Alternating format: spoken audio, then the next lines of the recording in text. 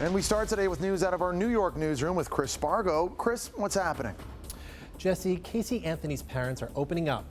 On the 10th anniversary of Caylee Anthony's disappearance, we are getting a look into the lives of George and Cindy Anthony.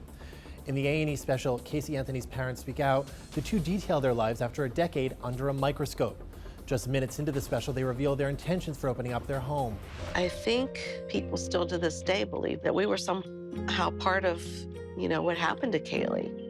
I don't know if we'll ever completely change everybody's opinion, but hopefully by letting people in and maybe getting to see a little bit more about us and not be labeled the Anthonys who raised Casey, who's a monster. That's not who we are.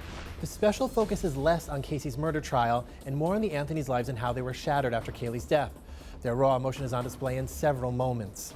It's very traumatic to me because you're making me relive everything again.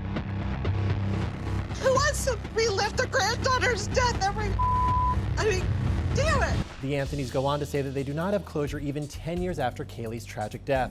They also reveal for the first time their granddaughter's untouched bedroom with photos, toys, clothes, and shoes that have been preserved all these years.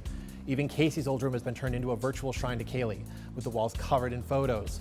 The parents also shared never-before-seen videos of Caylee and Casey, who would later become the most hated mom in America. Cindy even said at one point that Casey and Caylee were incredibly similar around that age and had a very similar personality.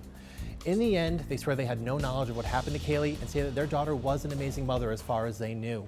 But do you understand why some people who have watched this saga unfold in your family, this tragedy, might also think to themselves, you guys must have been out to lunch. Okay, but How you can gotta she do understand this? she was an awesome mother. If Casey would have been a bad mother, we would have been questioning every darn thing she did. There wasn't any red flags with the care. Caylee was a happy child. She was well taken care of.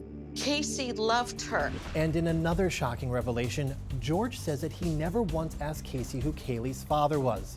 In the end, the Anthonys swear that they are just searching for answers about the death of their granddaughter and maintain that they too are just victims in all of this. Chris Spargo, thanks.